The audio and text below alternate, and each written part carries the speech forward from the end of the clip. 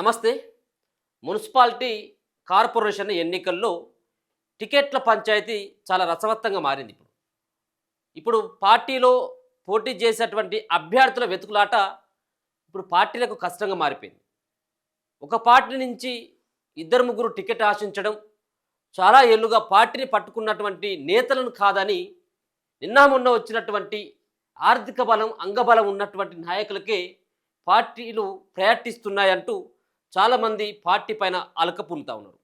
కొంతమంది ఏకంగా పెట్రోల్ మీద పోసుకుంటున్నారు, కొంతమంది ఎమ్మెల్యేల ఇంటి ముందట దౌర్జన్యం చేస్తూ ఉన్నారు, మరి కొంతమంది మాజీల ఇండ్లని వాళ్ళు ముట్టడిస్తూ ఉన్నారు. సో ఇట్లా తరచుగా మనం చూడొచ్చు.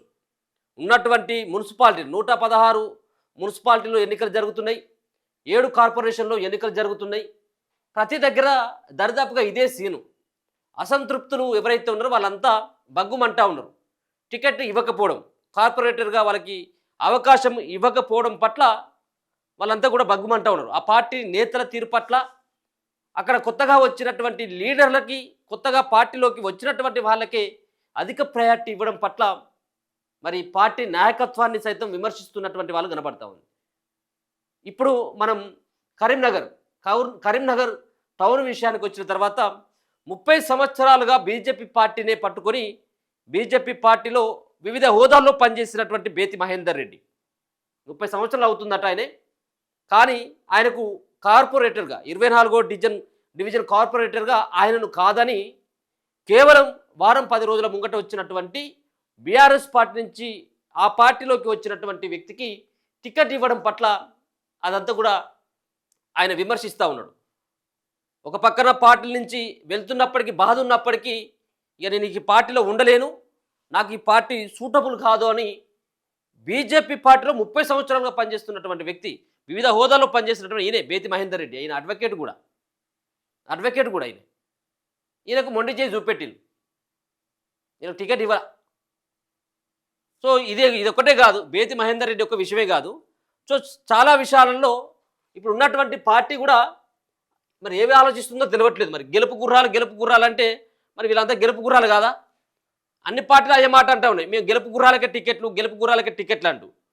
మరి ఆ పార్టీని నమ్ముకున్నటువంటి వ్యక్తులని కాదని వేరే వాళ్ళకి టికెట్ ఇవ్వడం, దాన్ని కేవలం ఏ పార్టీ నుంచి వచ్చినప్పటికీ కూడా పర్వాలేదు, వాళ్ళకి కండవ కప్పుకోకపోయినా పర్వాలేదు, వాళ్ళు ఆ యొక్క జెండాను మోయకపోయినా పర్వాలేదు, కానీ వాళ్ళు పైసలు ఉంటే మాత్రం టికెట్లు అన్నట్టు.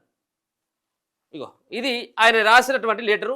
ఆ పార్టీకి నేను రాజీనామా చేస్తున్నా, ఆ పార్టీ సేవలుగా నాకు అవసరం లేవు, ఇక ఆ పార్టీకి గుడ్ బై చెప్తున్నానంటూ ఇగో ఆయన రాసినటువంటి ఉత్తరం. ఇగో ఈయన బేతి మహేందర్ రెడ్డి, ఆయన న్యాయవాది కూడా, 24వ డివిజన్ మాజీ నగర బీజేపీ అధ్యక్షులు. ఆయనే ఆ టౌన్కి నగర అధ్యక్షులు కూడా చేసిండు. సో ఒకసారి ఆ లెటర్ కూడా వినిపించేటువంటి ప్రయత్నం చేద్దాం. నేరుగా రామచంద్రరావు, ఎవరైతే ఆ బీజేపీ పార్టీ రాష్ట్ర అధ్యక్షులు రామచంద్రరావుకి ఆ లెటర్ రాయడం జరిగింది. విషయం ఏంటిదంటే, బీజేపీ పార్టీకి రాజీనామా గురించి వినతి. పై విషయం పురస్కరించుకొని తమరితో మనవి చేయనిది ఏమనగా, నేను గత 30 సంవత్సరాలుగా పైగా మన ఆర్గనైజేషన్లో క్రియాశీలకంగా, నిస్వార్థకంగా పనిచేస్తూ ప్రజల మన్ననలను చురగొనడం జరిగింది. నేను ఆర్ఎస్ఎస్ స్వయం సేవక్గా ప్రస్థానం మొదలుపెట్టి విశ్వ హిందూ పరిషత్ విహెచ్పిలో కరీంనగర్ కార్యదర్శిగా 2 పర్యాయాలు పనిచేయడం జరిగినది. తర్వాత ఉమ్మడి ఆంధ్రప్రదేశ్లో బీజేవైఎం భారతీయ జనతా యువ మోర్చాతో రాష్ట్ర కార్యవర్గ సభ్యులు కూడా సక్రమంగా తమ బాధ్యతలు కూడా నేను నిర్వహించిన.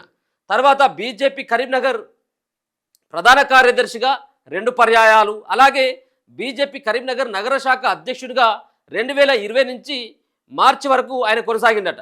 పార్టీ ఆదేశించిన కార్యక్రమాలే కాకుండా ప్రజా సమస్యలపై, అలాగే హైందవ ధర్మం కోసం, దేశం కోసం అహర్నిశలు కష్టపడి పనిచేయడం జరిగింది. నేను అవినీతి అక్రమాలపై ప్రశ్నించినప్పుడు నాపై గత ప్రభుత్వం అనేక తప్పుడు కేసులు పెట్టి జైలుకు పంపడం కూడా జరిగింది. ఇది కరీంనగర్ ప్రజలకు, మీకు కూడా తెలుసు ఇదంతా కూడా. ఈ నేపథ్యంలో ఇటీవల మున్సిపల్ కార్పొరేషన్ ఎన్నికల ప్రకటన అనుసరించి నేను బీజేపీ పార్టీ నుంచి కార్పొరేటర్గా, అంటే 24వ డివిజన్ నుండి నామినేషన్ వేయడం జరిగింది. కానీ నాకు బీఫామ్ ఇవ్వకుండా కేవలం వారం రోజుల క్రితం బీఆర్ఎస్ పార్టీ నుంచి మన పార్టీలో చేరిన ఒక వ్యక్తికి బీఫామ్ కేటాయించడం జరిగింది. ఇది నాకు మరియు నా వెంట ఉన్న కార్యకర్తలను అభిమానులను, శ్రేయాభిలాషులకు, నన్ను నమ్ముకున్న ప్రజలకు తీవ్ర మనస్తాపం కలిగించింది. బీజేపీ పార్టీలో ఒక నిబద్ధతతో, నిజాయితీతో పనిచేసే వారిని కాదని, ఫిరాయింపుదారులకు వారి ఆర్థిక స్థితి చూసి పార్టీ బీఫామ్స్ ఇవ్వడం, నాకే కాకుండా కరీంనగర్లోని ఇతర డివిజన్లలో కూడా నాలాంటి పార్టీ విధేయులకు అన్యాయం జరిగినందున ప్రాణ సమానంగా భావించిన పార్టీ నుంచి నిష్క్రమించడం బాధ కలిగించే విషయం. అయినప్పటికీ విధిలేని పరిస్థితుల్లో పార్టీకి రాజీనామా చేస్తున్నాను. కావున ఇంతకాలం నాకు సహాయ సహకారాలు అందించిన పార్టీ కార్యకర్తలకు, నాయకులకు, పెద్దలకు నా హృదయపూర్వక ధన్యవాదాలు తెలియజేస్తూ ఈ రాజీనామాను ఆమోదించవలసిందిగా కోరుతున్నాను. ఈ రాజీనామా నేను తీవ్ర ఆవేదనతో, బాధతో మాత్రమే బాగా ఆలోచించి నిర్ణయం తీసుకుంటున్నాను. ఇట్లు బేతి మహేందర్ రెడ్డి, న్యాయవాది, 24వ డివిజన్ మాజీ నగర బీజేపీ పార్టీ అధ్యక్షులైనటువంటి బేతి మహేందర్ రెడ్డి. ఈయనే ఇంకా చూడు, ఇక ఏ పార్టీ న్యాయం చేస్తుంది? ఇప్పుడు ఈ పార్టీలన్నీ కూడా చెప్పడానికి బాగానే ఉంటుంది, చెప్పడప్పుడు మస్తు చెప్తా ఉంటారు. ఏమని? పార్టీ జెండా పట్టుకున్నట్లకే టికెట్లు, పార్టీ కోసం అహర్నిశలు కష్టపడ్డటువంటి వ్యక్తులకే టికెట్లు, పార్టీలో సీనియారిటీని చూస్తాం, సిన్సియారిటీని చూస్తామని చెప్పి. ఏ పార్టీలో అటువంటిది ఏమి లేదు. పైసలు ఉన్నాయా, టికెట్ వస్తుంది. నువ్వు ఏ పార్టీగా ఆ పార్టీ కాకపోగాక, నువ్వు ఆ పార్టీని బండబూతులు తిట్టుగాక, నీకు ఆ పార్టీ నుంచి పైసలు కనుక ఆ నయానో భయానో అక్కడ ఉన్నటువంటి నాయకులకు అప్పగించినట్లయితే నీకు టికెట్ కన్ఫామే. సో ఇది జరిగేటువంటి వ్యవహారం కేవలం బీజేపీ పార్టీ ఒక పార్టీలోనే కాదు. ఇప్పుడు బీఆర్ఎస్ పార్టీ పైన కూడా చాలామంది తిరగబడుతున్నారు. అధికార కాంగ్రెస్ పార్టీ పైన అయితే ఇక పిచ్చి పిచ్చి బూతులతో రెచ్చిపోతున్నారు. పార్టీ అధికారంలోకి వచ్చేంత వరకు ఒక రకంగా ఉండి, మేమేమో భుజాలు కాయలు కాసేలాగా జెండాను మోసినాం, లాస్ట్కి వచ్చేసరికి నీ బామ్మర్దికి, బావకు, అక్క కొడుకు, తమ్ముని కొడుకు, వీడు వాడని చెప్పేసి వాళ్ళకి ఇచ్చుకోవడం సరైనది కాదు అని చెప్పేసి ఆ పార్టీ మీద కూడా దుమ్మెత్తిపోస్తున్నారు. చూడొచ్చు, ఇదంతా కూడా కరీంనగర్లో జరుగుతుంది, కరీంనగర్లో జరిగినటువంటిది ఇది. సో కరీంనగర్నే కాదు, మిగతా జిల్లాలలో కూడా ఇదే పరిస్థితి ఉన్నది. పార్టీల పరిస్థితులు కూడా అట్లే తయారైనాయి.